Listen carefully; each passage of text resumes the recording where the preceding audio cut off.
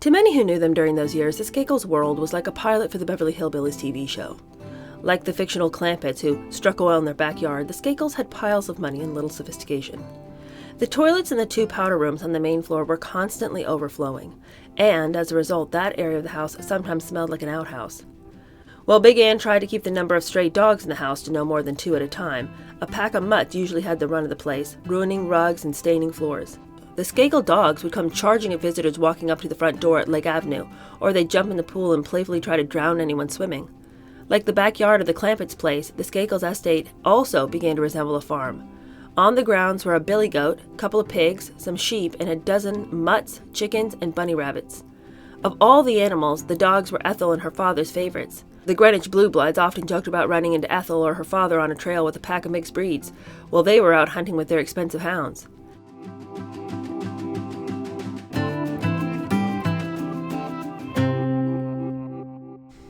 Hello, how are you? Welcome to my channel. My name is Georganne, and today we're going to keep going in The Other Mrs. Kennedy, and we're talking about the Greenwich years. So today we're going to finish that part in the book.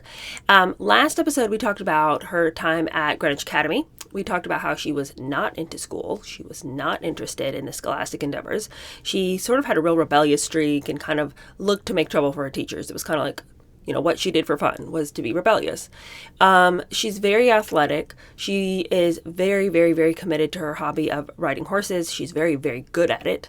She was winning awards and she was very talented. Athletically, she was extremely talented, but she didn't have time for academics, and she certainly didn't have parents that pushed her towards that in any conceivable way. And in the last chapter of that episode, we had discussed her brothers, Jim and George Jr., and just how out of control they were. I mean, quite frankly, they're riding around like terrorists. They're riding around shooting guns out of their cars. They're just driving up into people's lawns.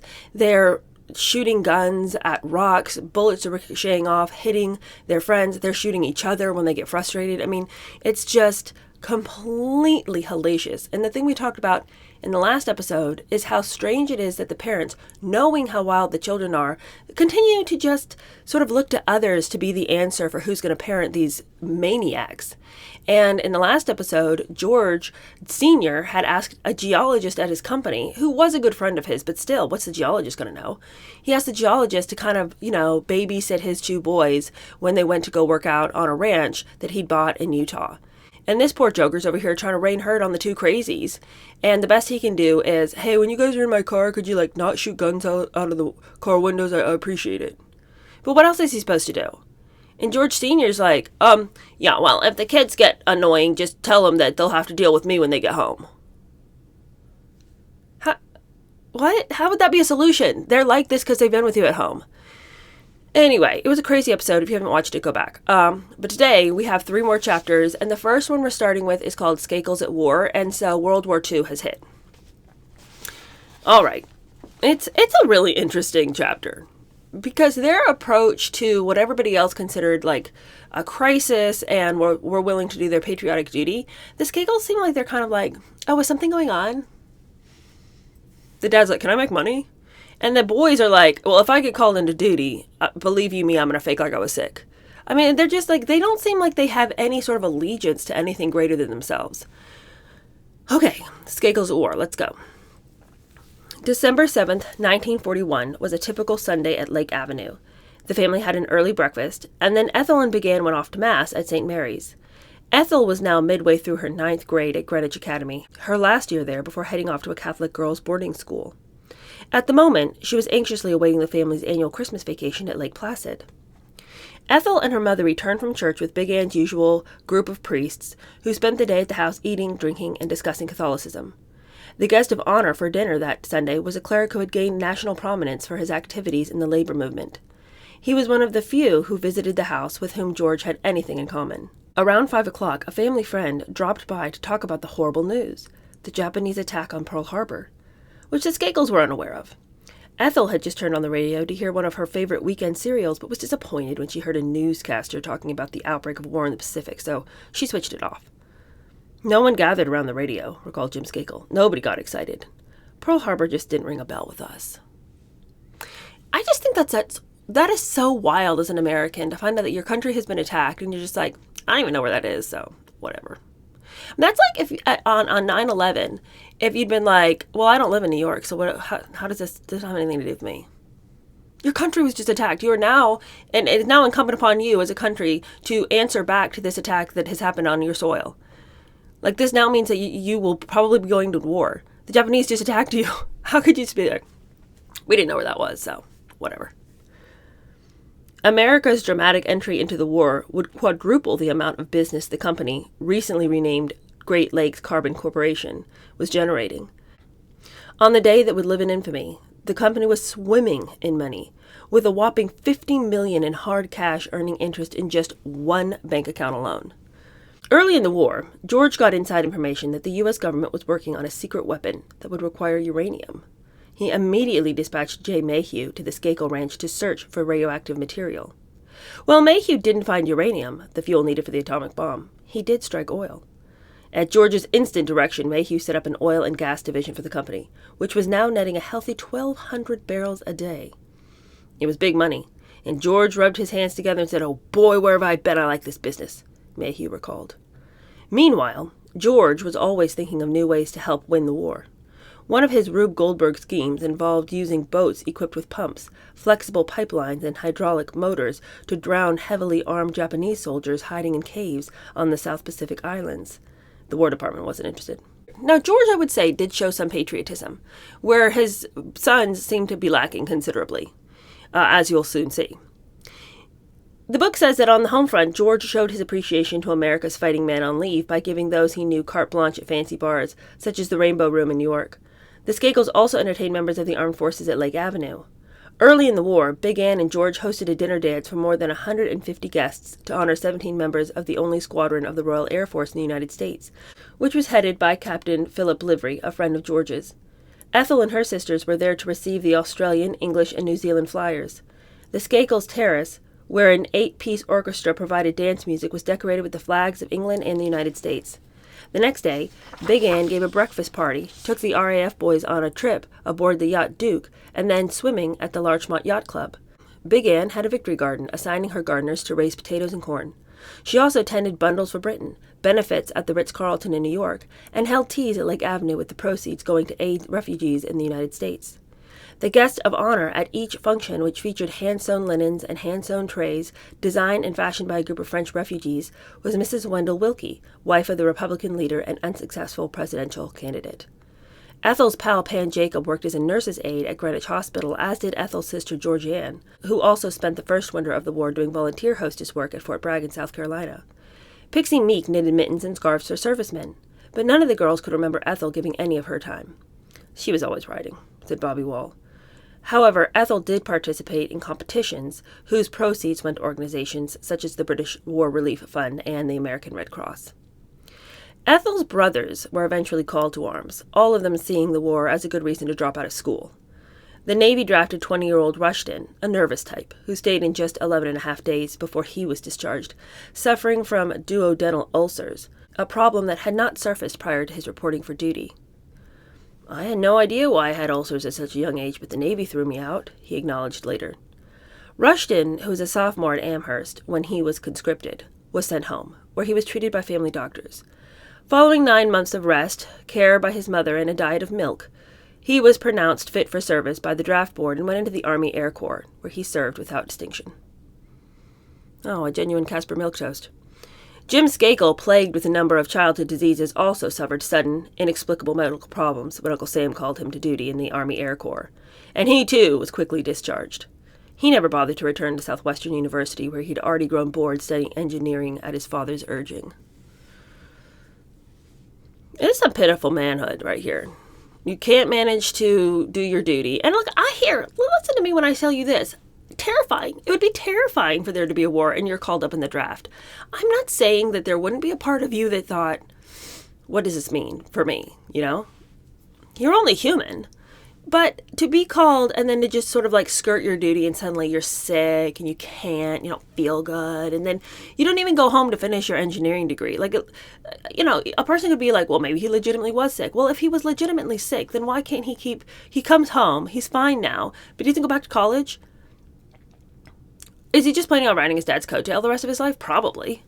But What kind of a man is that? And do I blame him? No. When would he have been taught how to be a man? Who was teaching him? Who was taking him aside? Who was trying to learn? Who's trying to learn him? Who was trying to teach him how to be a man? Nobody bothered. They let him do whatever he wanted. Well, only George Skakel Jr. endured the full wartime experience, dropping out of Amherst and serving in the South Pacific. After receiving his Navy flight training at the Naval Air Training Center in Pensacola, Florida, and his commission as an ensign in the Naval Reserve, Skakel was shocked to get orders assigning him to instructor school rather than to a combat unit. With the philosophy that no one tells a Skakel what to do, he adamantly refused the assignment. Like a scene out of a zany World War II film, the truculent young flyer took a Navy plane and flew home to show his displeasure. He took a plane? A Navy plane? And just was like, well, I'm going home. My brother took on the whole Navy because he was determined not to be an instructor, said Jim Skakel. Luckily for him, George Jr.'s mutinous and macho behavior actually impressed his superiors, so they decided not to throw him in the brig. But the Navy took away his gold wings and got him out of its hair by shipping him off to Truk, a tiny slice of land in the Caroline Island chain northeast of New Guinea, where he spent the duration overseeing the airstrip. Later, he boasted that he once flew a fighter plane under the boardwalk in Atlantic City, and that he machine-gunned, like ducks, a bunch of Japanese soldiers taking baths on an island. Knowing George's propensities, no one questioned his stories. What a psycho. That is not the kind of person that you need fighting for the U.S. military. Back at home, George Skakel Sr. found another way to make money from the war. He linked up with a well-connected Army Colonel Alfred Perry, a former vice president of Lykes Brothers Shipping, who was now in a good position with the Army Transportation Corps in Washington. George financed the purchase of several tramp steamers known as Hog Islanders, which he named for his daughters. The Ethel Skakel, the Patricia Skakel, and the Anne Skakel were operated for the War Shipping Administration under a lucrative government contract that was secured with Perry's help and influence. Great Lakes Carbon owned 75% of the shipping company, while Perry, who ran the business for George, was given 25%. It was good timing, and they made good money, said Jim Skakel later. As soon as the war ended, George, who'd made a bundle from the ships, one of which was sunk by a German U-boat, got out of the shipping business, but not before selling off the 2 remaining tubs for a scrap at a healthy profit. Other than making the Skakels wealthier, the war had little impact on life at Lake Avenue. The family's screwball lifestyle continued unabated. To many who knew them during those years, the Skakels' world was like a pilot for the Beverly Hillbillies TV show. Like the fictional Clampetts who struck oil in their backyard, the Skakels had piles of money and little sophistication. The toilets in the 2 powder rooms on the main floor were constantly overflowing, and, as a result, that area of the house sometimes smelled like an outhouse. God knows what those kids threw down the johns, but Mrs. Pulaski, the Polish day worker, was always mopping up the ladies' room and the men's room, which were on opposite sides of the hall from each other, recalled Hope Larkin Johnston, a childhood pal. While Big Ann tried to keep the number of stray dogs in the house to no more than 2 at a time, a pack of mutts usually had the run of the place, ruining rugs and staining floors. Dad must have been unusual because any dog who ever saw him left their house and followed him home, said Rushton Skakel. We had over 15 or more dogs. In those days, dogs worth $500 would follow Dad and stay with us. The owners would find out where the dog was and demand that Mother pay them $500. They were justifiably angry. Mother would say, fine, but then she'd actually send them a dog food bill that was higher than the price they wanted for the dog. The Skakel dogs would come charging at visitors walking up to the front door at Lake Avenue, or they'd jump in the pool and playfully try to drown anyone swimming. Like the backyard of the Clampetts' place, the Skakels' estate also began to resemble a farm. On the grounds were a billy goat, a couple of pigs, some sheep, and a dozen mutts, chickens, and bunny rabbits. Of all the animals, the dogs were Ethel and her father's favorites. The Greenwich Blue Bloods often joked about running into Ethel or her father on a trail with a pack of mixed breeds, while they were out hunting with their expensive hounds. Ethel and her family had whims with animals, Anne Morningstar Hubbard remembered, but the thrill would wear off quickly. Big Ann was oblivious to the mess at Lake Avenue. She'd leave the clogged plumbing and the odoriferous animal cleanup to the housekeeper and spend the day in Manhattan, regally dressed in floor-length furs and shopping for clothes or antiques. Big Ann, I've had it with Big Ann. Why would you have such nice things, a beautiful house, lovely grounds, and then just trash it like this? But Anne's head is just somewhere else. I mean, her head is so in a different fantasy land. Because listen to this story. One day on the train, she said to me, "Dear, do you realize I have 3 mink coats on?" recalled a family friend. I thought, what is she talking about? She then explained that because of her size, the number of pelts for her coat would make 3 mink coats. She didn't have a lot of finishing, but she sure was a character. I just don't feel like I connect or understand the desire to brag that because I'm such a big person, it takes the amount of pelts that would equal 3 coats in order to make 1 coat for me. I just feel like I wouldn't want to bring that up. Despite the size of her mink, Big Ann earned a reputation around town for being tight-fisted. She counted the eggs to make sure the servants weren't stealing, and when it came to paying the family's bills, she held on to her household money for as long as she could, infuriating merchants and vendors who sometimes never saw a cent for the goods and services they supplied to Lake Avenue. The Skakels were great, so long as they paid their bills, said Joe Busk, the Greenwich merchant. When they came into the shop, there'd be this big flurry of activity because they bought in quantity, but the only thing that was really exciting was whether or not we were going to get paid. Fortunately, we never got stuck with any amount, but other stores were not quite so lucky. The word about the Skakels around the trade was watch out. Isn't this interesting? Because remember at the beginning of the book, Big Ann was considered to be quite generous. You know, when they hit a lot of money, she did love to buy for herself, but there was a point made about how she was very generous with other people and, liked to give other people a good time and, would buy things for other people. Maybe she's still like that because she did throw some big parties for people over at her house, more as, in my mind, a way to display her wealth and to get other people jealous of what she had. But it's so interesting to me that the richer people get, the stingier they get. When now, of all times, they have everything that they could ever want and then some, this would be the time when you could be even more generous. But so often it doesn't work like that. And how many books have we read about people who don't pay their bills who are super, super rich? This is exactly like Edward VIII and Wallis Simpson. They wouldn't pay their bills either. And people hated to see Wallis coming because she would buy up all this stuff on credit and never pay her bills, even though she had the money. This is a theme we've seen multiple times in various other books, that these super wealthy people just, oh, oops, was I supposed to pay that bill? Didn't get around to it. But and then just, walk off and that's that. Chapter 22, Balls, Teas, and Spaghetti Dinners. As the war years dragged on, Big Ann's own conflict with the wasps of Greenwich continued unabated. Finally, she resigned herself to the fact that she would never be fully accepted as a part of town society. She was never able to make a life for herself there, said Pixie Meek. The kids did, but Mr. and Mrs. Skakel didn't. While Big Ann had her own crowd of friends, most of them from Chicago and Larchmont, some of her husband's own business associates viewed her style as tacky, vulgar, and pushy.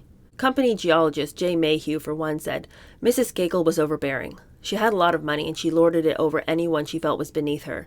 She constantly picked on little people, like waiters and waitresses. Take it back, warm it up, do this, do that. George, who was a gentleman, watched her, and he obviously was offended and embarrassed by her actions. He never said anything, but I could tell by the look on his face. He was quite expressive, and his eyes got wider, and he'd look away. It was clear that Mrs. Skakel felt that her money gave her power, something she didn't have when she was growing up, so she wielded it. Otherwise, her repertoire was not very broad. She was pretty narrow. Big Ann loved to entertain, and did so frequently and on a grand scale. She dolled herself up in black dresses and diamonds and orchids of deep purple, but that still didn't satisfy the matrons of Greenwich, who thought that she looked tasteless no matter what she did to herself. She might have been a beautiful woman if she hadn't been so heavy and disported herself as a plain shabby woman, said the daughter of one of them. She wore a bluish tint of liner around her eyes, wore her blonde hair cropped with no styling, and her stout figure had no contour, so she looked like a big block. Had she been smaller and thinner, she would have been pretty. Still, she would never have fitted in. In my mind, I'm sort of shocked that these people would even bother to criticize her. Because if you're going to criticize her for the way she looks, but then you say, but if she had looked the way we wanted, we wouldn't have accepted her anyway, then why are you even bothering criticizing her? Why are you even wasting your breath? If nothing she does can make you happy, if nothing she does makes you think that she is worthy of your time and attention, then why have you even bothered to form an opinion on what she looks like? Notwithstanding, Lake Avenue was a setting for a constant round of elaborate garden parties, dinner parties, cocktail parties, tea dances, and teas, hosted by Big Ann.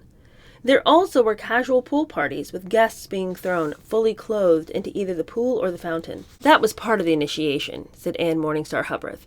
Years later, Ethel would make front-page news with her own pool dunkings.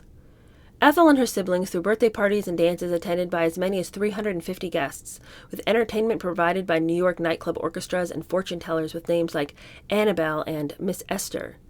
The Skakel girls wore beautiful gowns and carried bouquets of flowers like characters in Southern romance novels. Because her life revolved around horses, Ethel often threw hunt breakfasts for members and guests of the Fairfield and Winchester Hounds, and on the eve of the big National Horse Show at Madison Square Garden, where she competed in a variety of events, she hosted dinner parties at the Biltmore Hotel. Big Anne surrounded herself at parties with people whom she considered celebrities and royalty, countesses and counts from all over Europe, radio fashion commentators, movie critics, Manhattan nightclub vocalists, and on many occasions her dinners had a religious theme, and the guests of honor were prominent theologians. When she wasn't entertaining on the sweeping terraces and verandas of Lake Avenue, Big Anne gave parties aboard the Beauvoir, the Skakels' chartered 68-foot yawl, which was anchored at the Larchmont Yacht Club. The revelers often cruised to places like Nantucket and Huntington, Long Island. Not all Big Anne's entertaining was fancy, though. She'd have spaghetti parties, of all things, which was unheard of in Greenwich in those days, recalled a woman, who was still shocked years later by what she saw as Big Anne's gaucheness. She'd have all the guests come in evening clothes, distribute white cotton bibs to everyone, and then serve up big plates of spaghetti and tomato sauce, all you could eat. I'd been to many places, but never to a spaghetti party. We just didn't do that sort of thing in Greenwich. That is interesting. I don't feel like I'd still be talking about it years later, but spaghetti is just like not an exciting thing to eat at a dinner party. You know, that's what you make when you're like, oh gosh, I've got 20 minutes and we got to have dinner. You know, it's just not something I would invite anybody over to have. But it's a wonder that Big Anne was able to entertain at all, because she had an extremely difficult time keeping help. A New York agency was constantly sending out new recruits. With all those children, the house was completely disorganized, said a family friend. The kids would never come to meals on time, and the help just couldn't deal with it. The only long-term live-in was a French seamstress who was hired to sew and mend for the roughhousing brood. The elderly woman was often enlisted to vacuum and dust. Also, Big Anne's mother, she's still with them, Margaret Brannock, and according to Pan Jacob, who I just feel has shown herself to be quite a judgmental shrew, says that the old lady was like a little specter, a little witch with a broom in her hand, her gray hair in a bun, and wearing gingham dresses that looked like they came off the rack at Sears 3 for $10. In terms of rotating cooks, there was a method to Big Anne's madness. What Mother would do was amazing, Rushton Skakel boasted later. She'd hire a cook, learn what she knew that Mother didn't know about cooking, and as soon as Mother knew, she'd fire the cook and hire another one so she could learn something new. With the start of the war, everyone in Greenwich, not only the Skakels, was having a difficult time retaining or getting help because the defense plans offered better salaries and benefits. To help manage the house and entertain guests, Big Anne turned to Georganne, who had trained at Cordon Bleu after graduating from Marymount College in Tarrytown, New York, in June 1939. Now, the last time we heard about Georganne, she had turned into an alcoholic at the age of 16. And we remember that Big Anne had really saddled her with all the responsibilities for the house while she went off to Europe and did her own thing. And I've been wondering, lo, these many years, what's been going on with Georganne? What's happening with her? Well, I guess she was at Cordon Bleu, but it doesn't look like things have gotten better for her. The book says that by the early 1940s, Georganne's drinking had worsened. She was getting into the bottle, said Anne Morningstar Hubreth, so we all covered for her. Ethel and I would make sure that we got her into bed when she was drunk, that sort of thing. Big Anne was worried because Georganne's drinking was making her reclusive, so she pushed her to become more social. How about you push her to get some help? I don't think putting her in social situations is the way to go. Reluctantly following her mother's lead, Georganne began throwing lavish parties at Lake Avenue, theater parties in New York City, and she became active in various volunteer groups where she rubbed shoulders with young ladies from the cream of New York's Irish Catholic Society. While Georganne was serving on the junior committee for the annual Gotham Dance, a Catholic's charity fundraiser, she made the acquaintance of a pretty 19-year-old Bostonian named Eunice Kennedy. That was the earliest known social contact between the two families. During the war, Georganne began dating John J. Dowdle Jr., a handsome Navy flyer and hero whom she'd known as a youngster when the Skakels lived in Chicago and the Dowdles in suburban Wilmette. The two got engaged in April 1945 and were married the following month. Georganne was the first of the Skakel children to tie the knot. Like Georganne, Dowdle was a drinker. Feeling the pressures and anxieties of the wartime business boom, George Skakel Sr. was also hitting the bottle regularly. It was no secret that Mr. Skakel used to get roaring drunk on weekends, recalled Hope Larkin Johnston. He'd get drunk on Saturday. Mrs. Skakel would try to sober him up on Sunday, and he'd go back to work on Monday. She'd always have priests in the house on the weekends, and I'd see them helping her take Mr. Skakel up the stairs. Man, this is just like... How could you have grown up normal in this environment? where nobody is asking you to do better or showing you how to do better. It's just mask the problem. Party, party, party. Have a good time. Do anything you want. Just have fun. Don't worry about any of the hard things in life. We'll just hire somebody to do the hard things.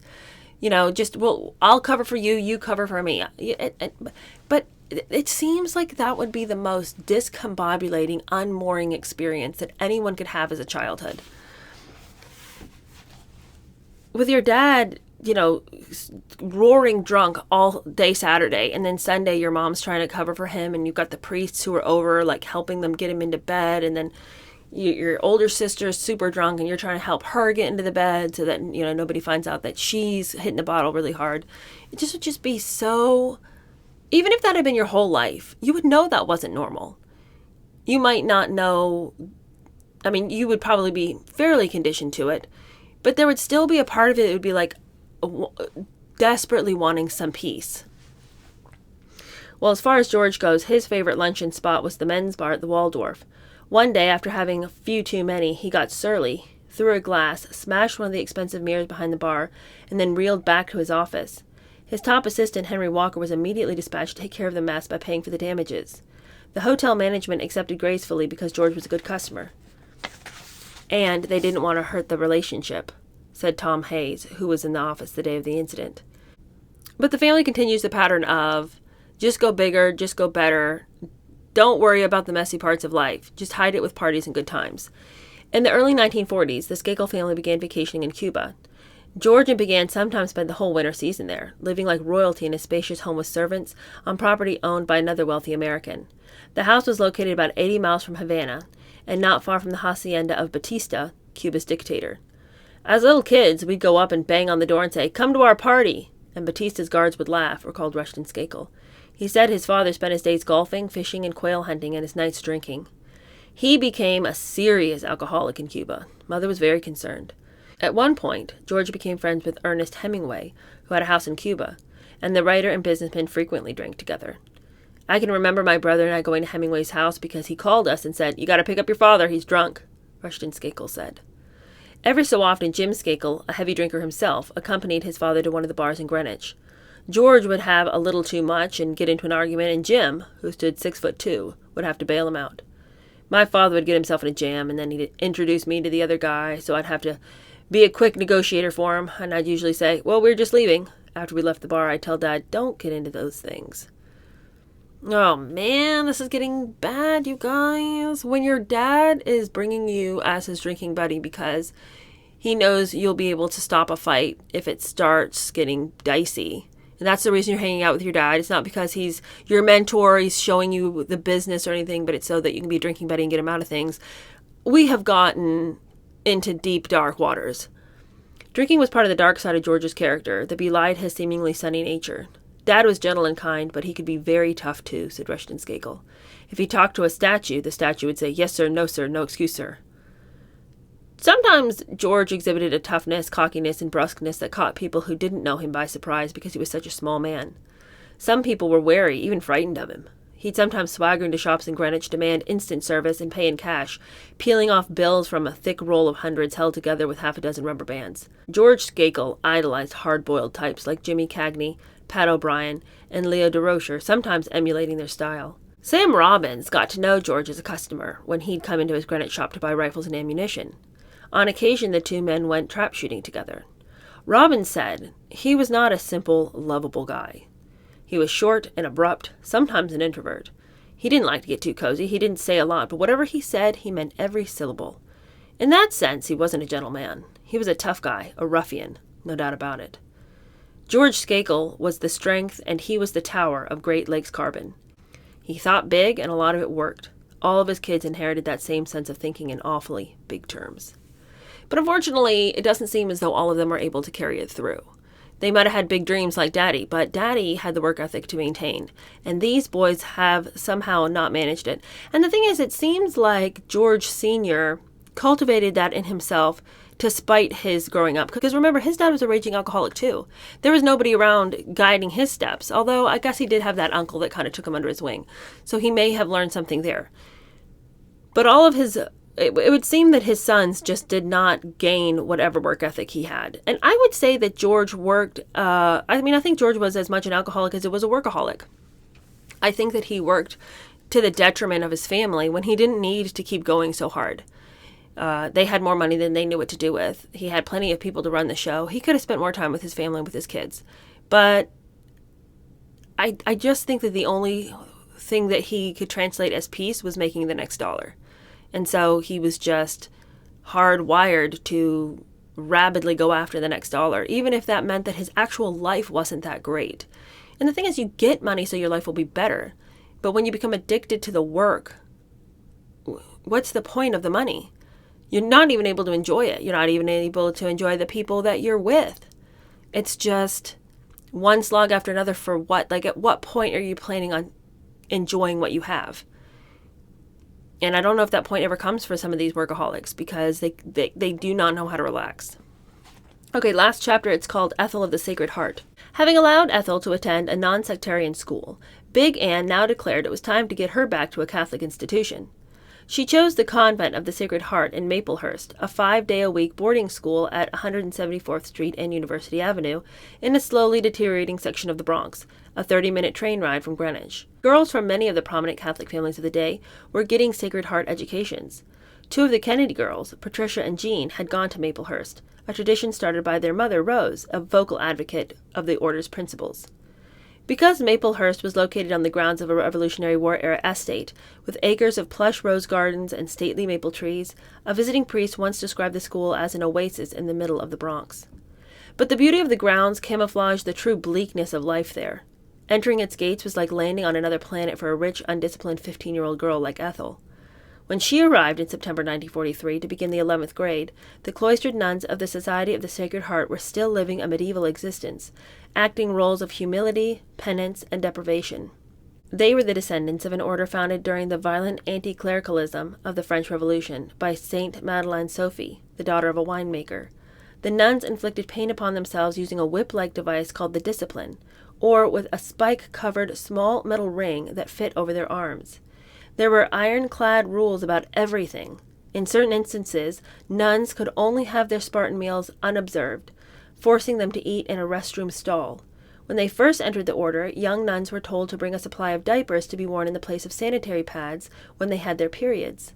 So can you imagine Ethel Skakel, this wild child who's been allowed to do anything and everything she wanted, being sent to go live with the nuns where they have such rigid rules as at certain meals you have to eat unobserved, so go take your meal in a restroom stall. We won't do you the dignity of wearing a sanitary napkin, you have to wear a diaper. Maplehurst, remarked Margot Gott McNavin, who lived down the hall from Ethel, was a world unto its own. But none of it came as a surprise. Ethel's sister Pat, herself a recent Maplehurst grad, had recounted many of the horror stories. At Maplehurst, Ethel landed on her feet, running. A self-willed, spontaneous little creature with merry brown eyes and a laughing face, recalled Mother Elizabeth Farley, who taught Ethel English literature. She was a good student, but certainly not what we called blue ribbon. Her main interest seemed to be horses. Just plain Ethel, was a roommate's description. She was skinny, with bobbed brown hair, not pretty, not even cute. She had a physical thing that embarrassed her, a bump in the middle of her chest, a chicken breast thing, a protuberance. A chicken breast. What? It wasn't anything really noticeable, but Ethel talked about it incessantly. She also had very small breasts, so she refused to wear anything with a V-neck. Well, yeah, we can't let the chicken breast show. Ethel's face was usually red and dripping perspiration from hard play on the hockey field, and she always seemed breathless. Words came tumbling out of her mouth, and suddenly in mid-sentence she'd pause, take a deep breath, talk some more, pause, breathe, and talk. She started greeting everyone with such endearments as, "Hey, kid," and "Hiya, babe," whether she knew the person well or not, and she always seemed to be smiling, even at inappropriate times. It was a strange kind of smile that made her look as if she was thinking about something that none of us were aware of, noted a classmate. It's a little creepy. Ethel didn't waste any time establishing her reputation as the most brazen of the 13 students in the class of 1945. She was easily the most spirited, said Louise Wood Paul, who entered Maplehurst with Ethel. Her first night, Ethel waited until lights out, sneaked out of bed, and began rummaging through her suitcases, banging and crashing around in the dark, all the while swearing, "Damn it to hell," loudly to herself. Hearing determined footsteps approaching, roommate Eleanor Conroy McGrath warned Ethel that a nun was coming. Ethel tossed everything in the closet, raced to her bed, and pulled the covers over her face. "Just what is going on here?" the nun demanded. "Oh, nothing, Mother," responded Ethel angelically. "I'll bet," said the nun. Ethel gave the sister a few minutes, then hopped out of bed, dashed to the closet, and continued the racket. The Sacred Heart rules were rigid, but Ethel consistently flouted them, risking the wrath of Mother Marian Duffy, the stern young director of students, who was dubbed the Mistress of Discipline, or facing the enmity of Mother Helen Bork, the formidable didactic dean of students. Ethel's passage, though, was smoothed considerably by Big Anne, who had forged a close friendship with Mother Bork by helping the school financially, donating funds for a small chapel. As a result, the nuns tended to be a bit more lenient when the daughter of one of the school's benefactors stepped out of line. "We didn't think that she'd last 2 weeks because of the discipline and training," said Mother Duffy years later. In her own home, she did not have a lot of discipline. She was a free spirit, an extrovert of the first order, not introspective. She didn't care about fitting in. Ethel's long day started at 6:15 a.m. when she came flying out of her small, austere room and lined up in the cold hallway to get a pitcher of water to wash her face and brush her teeth. It was pretty Spartan, said classmate Alice Meadows Buteau, a day student who lived across the street from Maplehurst. For girls like Ethel, having to share a bathroom was extreme. There was no luxuries, and she wasn't used to roughing it. Minutes after awakening, Ethel had to have her night clothes folded, her bed made, and be in proper uniform. A plain navy blue skirt and jacket, a white blouse for class. A jumper with silly bloomers, a white blouse, and black cotton stockings for athletics. A simple aqua blue shirtwaist dress with white collar for dinner. Like drill sergeants, the nuns came by to inspect the rooms, and if Ethel's bed wasn't up to snuff, they'd tear it apart and force her to make it over. On her way to Mass and breakfast, Ethel had to curtsy to anyone in authority. Through much of the day, she was not permitted to speak except in class, or when spoken to. French was permitted at breakfast, but Ethel's pronunciation was so poor that she pointed rather than face the consequences of getting caught whispering in English. "No one spoke a word," said Sister Duffy. "It was a calamity if they did. In study hall, or between classes, the nun was vigilant for anyone breaking the silence. 'You,' she'd yell at Ethel, caught talking, 'are a detriment to civilization.' When it was time for the girls to move, Duffy slapped together 2 pieces of wood called the clapper. This is grim. Nevertheless, Ethel talked when she shouldn't have, used swear words, squirted ink at classmates, cut study hall regularly, smoked, and was consistently late for Monday morning assembly, where she usually forgot to wear the requisite white gloves. She'd always see if she could get caught doing something wrong, said Alice Meadows Buteau. More often than not, Ethel was nabbed in the act and dragged off to Mother Bork, who read her the Riot Act. Ethel would promise to work on improving herself, and then boast how she'd conned Bork once again. Because of the constant surveillance, most of Ethel's juiciest escapades took place after dinner, when the nuns retired to their rooms. One of her signature practical jokes was to short-sheet someone's bed. But Ethel went one step farther. She'd put stuff in the bed, too, like toothpaste, recalled roommate Mary Bayo Gaffarley. She thought that it was funny to destroy something for a joke, like tear bed sheets, or hide something of someone's. Hide it and then lose it. To her, it didn't seem to mean much.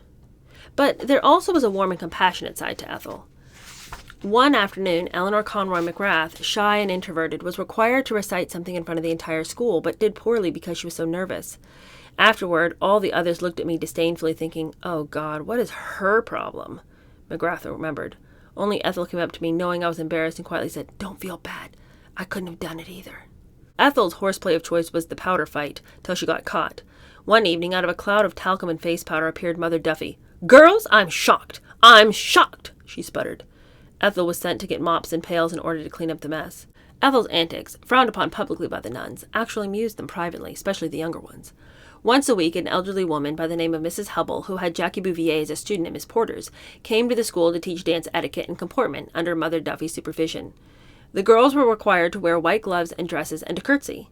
They'd slow dance with each other because boys weren't permitted. Ethel always had everyone in absolute hysterics, recalled Mother Duffy. She would come into the dance class with a straight face and act so proper. Just the way she did it would have everybody in such a state that they could hardly dance, laughing so hard, including me. She just had a wonderful sense of humor. One fall weekend, the girls took the train to Greenwich to watch Ethel compete in a horse show. She picked them up in one of the Skakel station wagons, packing all of her classmates into the car. Then she proceeded to drive home on the wrong side of the road with one of her tanned, skinny legs dangling out the window as she boasted that her brother George drank a lot and had been arrested the night before for speeding and was still in jail, which she thought was a riot. Most of the ride Ethel spent laughing raucously at her classmates' desperate pleas not to get them all killed. What is the deal with these people?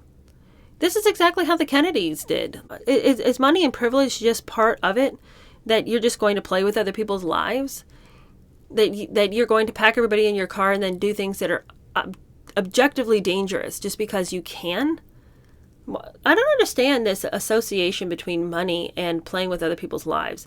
Like there's so many things that I would suspect and that I could predict, but the idea of consistently putting other people's lives in danger to your own amusement is something I would not have predicted.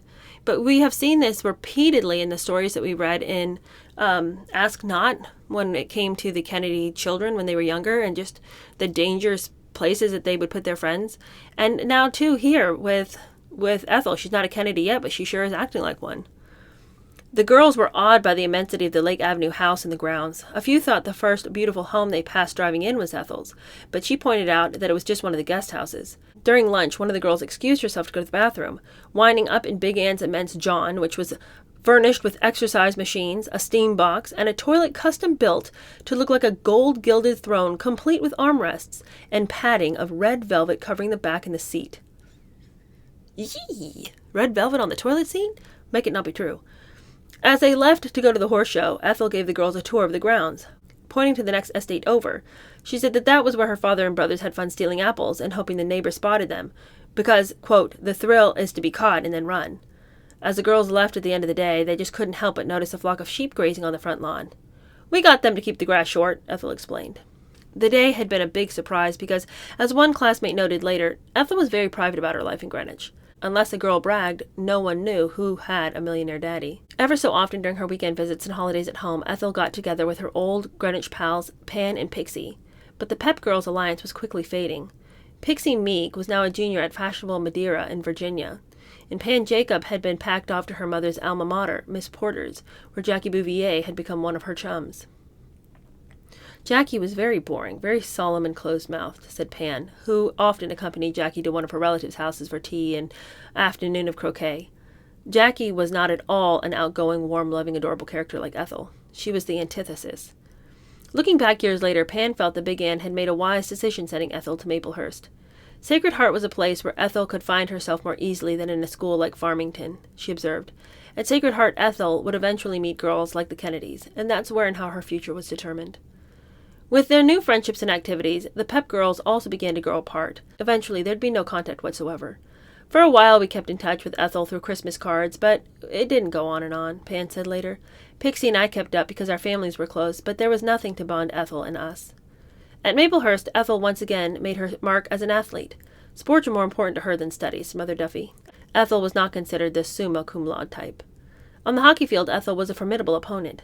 You'd have to brace yourself when she came down the field because she'd run right through you, said fellow hockey player Nancy Corcoran Harrington. She was extremely tough, competitive, and enthusiastic. But Ethel loathed the monthly written test and feared the oral examinations conducted before a tribunal of nuns in black habits. The orals were horrible, recalled Alice Meadows Buteau. You had to be composed, you had to answer whatever question was asked of you, and you didn't know what it was going to be. It was tremendously scary. Ethel loathed the monthly written tests and feared the oral examinations conducted before a tribunal of nuns in black habits. The orals were horrible, recalled Alice Meadows Buteau. You had to be composed, you had to answer whatever question was asked of you, and you didn't know what it was going to be. It was tremendously scary. However, classmates recalled that Ethel handled the ordeal well. She could think on her feet faster than many of us, said Harrington. She had confidence, but she wasn't outstanding in any one direction. Commented Anne Morningstar Hubbard. The church and the school were influencing girls like Ethel to get married and have babies, and I remember that was her goal in life, her thinking, marry well and produce children. But there was never a thought of a career. Ethel's sole interest besides sports was religion. The fire that had ignited within her was now being stoked professionally by the nuns of Sacred Heart. We were encouraged to read spiritual books, besides literature and other required reading, and Ethel read whatever she was recommended, recalled Louis Wood Paul. She savored her religious classes and was always asking questions. Another classmate, Margot Gott McNiven, said, Ethel embraced a lot at Maplehurst that others didn't, such as the silence. It was the kind of thing that you bought or you didn't buy. Ethel bought it, in part because she'd already been indoctrinated by her sister, who'd been to Maplehurst.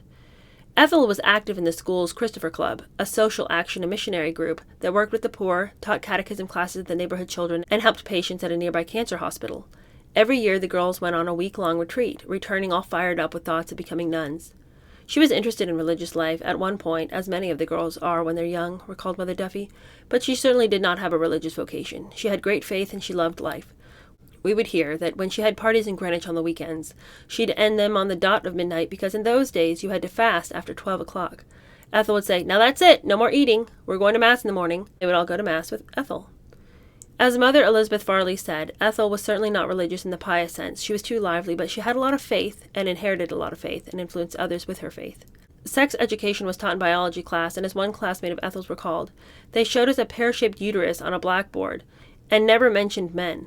I don't think that they ever even used the word sperm. I don't think any of us knew what a penis was.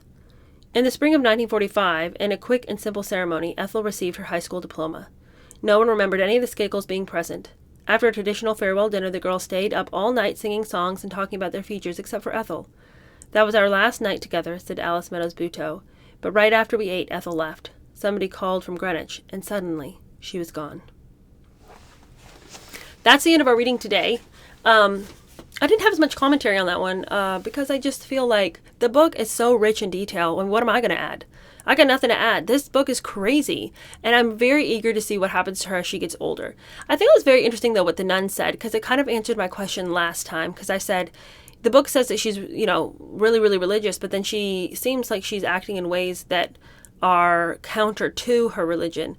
What I think is the truth about Ethel is I think that she had found herself in a situation where there was nothing to tether her to anything safe. And so I think religion became a safety net for her. Whether she was necessarily going to exhibit the doctrines in her life, that was another thing altogether. I don't know that she was looking to bear the fruit of religion, but I think that the order of it was something that she desperately wanted because there was no order in her house. So I think that what drew her to things like the silence or making sure she went to Mass all the time or following the rules of not eating after midnight, I think that was very appealing to her because it grounded her in some way and it gave her some kind of rule to live by that was lacking so desperately in regular life. I wonder if her family had been more typical in the way the parents raised them, if she would have been less inclined towards religiosity. Because again, I don't necessarily see a whole lot of fruit in her life that would display a love for the virtues, but I think that she was very, very much attracted to the rules. So that's just my take on it. I don't know what was in her heart, and we'll go on to see more about what she says, but I think that it's very interesting what the nuns had to say, and what a wild change of pace for her to go from the crazy house on Lake Avenue to living with the nuns. So I don't know. What did you guys think? Tell me your favorite part of that episode, and I'll see you guys later this week. Bye.